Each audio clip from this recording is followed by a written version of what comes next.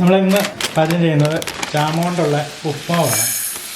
അതിനുവേണ്ടി ഞാനിവിടെ 1 cup millet എടുത്തിട്ടുണ്ട്. ഇത് നന്നായിട്ട് നമുക്ക് കഴുകിയെടുക്കണം. ഇത് നമുക്ക് വളരെ വൃത്തിയാക്കി കഴുകേണ്ടതുണ്ട്. ഒരു 3-4 പ്രാവശ്യമെങ്കിലും നമുക്കിത് കഴുകിയിട്ട് വേണം ഇതെടുക്കാൻ. എന്നുവെച്ചാൽ ഇതിനധികം വളരെയധികം പൊടികളെല്ലാം ഉണ്ട്.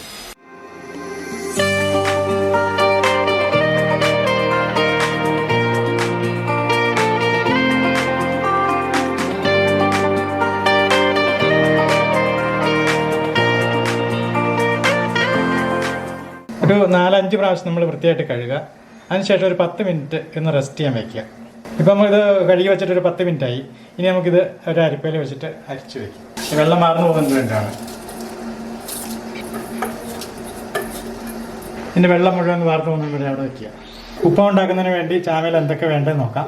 ഇത് ചെറുതായിട്ട് അരിഞ്ഞ ബീൻസ്, ഒരു ക്യാരറ്റ് ചെറുതായിട്ട് അരിഞ്ഞത്, ഒരു സവോള ചെറുതായിട്ട് അരിഞ്ഞത്, ഒരു ചെറിയ കഷ്ണം ഇഞ്ചി, ഒരു പച്ചമുളക് ചെറുതായിട്ട് അരിഞ്ഞ് വിടണം. പിന്നെ ഉപ്പ്. ഈ മലയൻ സാൾട്ട് ആണെങ്കിൽ വളരെ നല്ല ഹെൽത്തി ആയിട്ടുള്ളൊരു ഉപ്പാണ്. വളരെ മിനറൽസ് എല്ലാം അടങ്ങിയിട്ടുണ്ട്. കഴിയുന്നത് അതെടുക്കുക. പിന്നെ കടുക്, പിന്നെ ഒരു കറിവേപ്പില, പിന്നെ നമുക്ക് കുറച്ച് തേങ്ങ.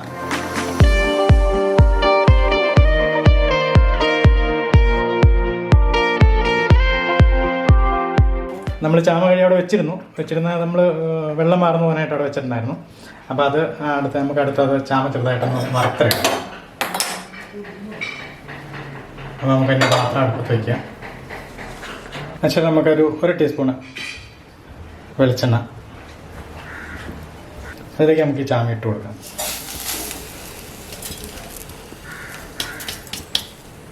നമുക്ക് ചെറുതായിട്ടൊന്ന് വറുത്തെടുക്കണം. ഇത് വറുക്കുന്നതിൻ്റെ കാര്യം വെച്ചിട്ടുണ്ടെങ്കിൽ നമ്മൾ ഉണ്ടാക്കുന്ന സമയത്ത് ഇത് കുഴഞ്ഞു പോകാനുള്ള സാധ്യതയുണ്ട്.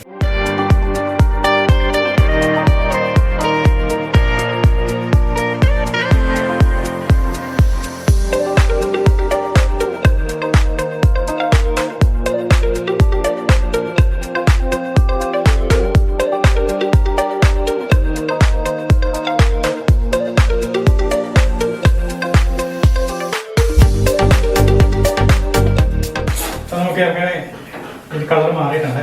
ചെറിയ രീതിയിൽ ഇതിൻ്റെ കളർ മാറുന്നോളം വരെ നമുക്ക് വാർത്തെടുക്കാം. ഇനി നമുക്കിത് മാറ്റി വയ്ക്കാം.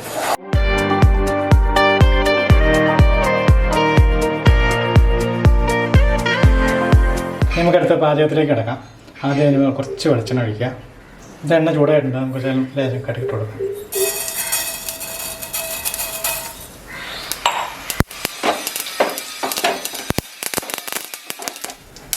കടുക് കണ്ട് പൊട്ടിയിട്ടുണ്ട്. നമുക്ക് കുറച്ച് സവോള ചെറുതായിട്ട് ചേർത്ത് കൊടുക്കാം.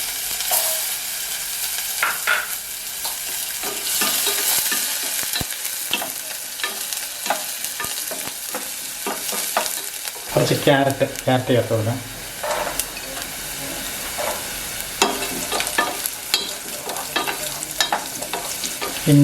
കുറച്ച് ഇഞ്ചി അരിഞ്ഞ് വെച്ചിരുന്നു, അത് നമുക്ക് ചേർത്ത് കൊടുക്കാം.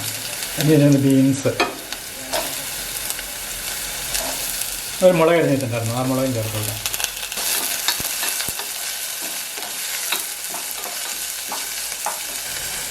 അതുകൂടെ നമുക്ക് കുറച്ച് ഉപ്പും കൂടി ചേർത്ത് കൊടുക്കാം ആവശ്യമുള്ള.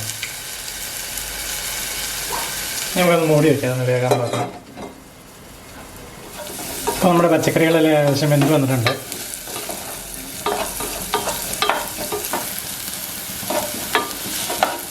ഇനി നമ്മളിലേക്ക് നമ്മൾ വറുത്ത് വെച്ചിരിക്കുന്ന ചാമ ഇട്ട് കൊടുക്കാം.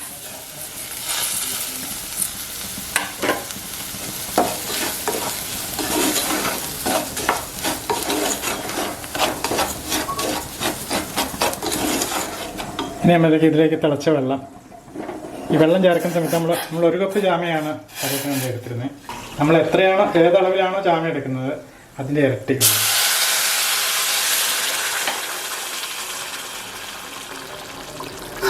അപ്പം നമ്മൾ 2 കപ്പ് വെള്ളം ചേർത്ത് കൊടുക്കുന്നുണ്ട്. അത് നമുക്കൊരു കരിയാപ്പിലയും കൂടെ ചേർത്ത് കൊടുക്കാം.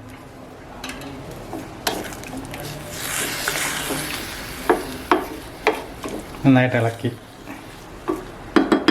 5 മിനിറ്റ് മൂടി വയ്ക്കാം. ഇടയ്ക്ക് നമുക്കൊന്ന് ഇളക്കിയിട്ട് കൊടുക്കണം. അതിൻ്റെ അടി ചിലപ്പോൾ പിടിക്കും. വേറെ ആയി വരുന്നുണ്ട്.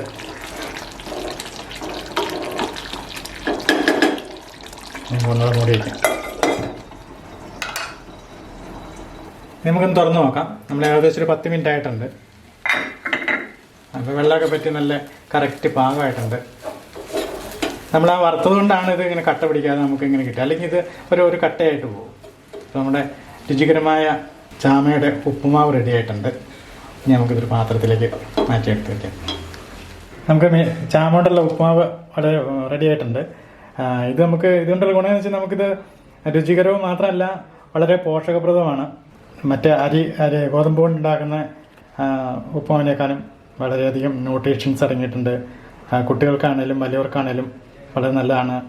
വളരെയധികം ഫൈബർ അടങ്ങിയിട്ടുള്ള നമ്മുടെ മോഷന് വളരെയധികം ഉപകാരപ്രദമാണ്. ഇത് ഉണ്ടാക്കുന്ന രീതിയിൽ എന്തെങ്കിലും നിങ്ങൾക്ക് അപാകത തോന്നുകയാണെങ്കിൽ ഞങ്ങളുടെ കസ്റ്റമർ കെയറിലേക്ക് വിളിച്ചാൽ നമ്മൾ അതിൻ്റെ സംശയം തീർത്ത് തരുന്നതായിരിക്കും.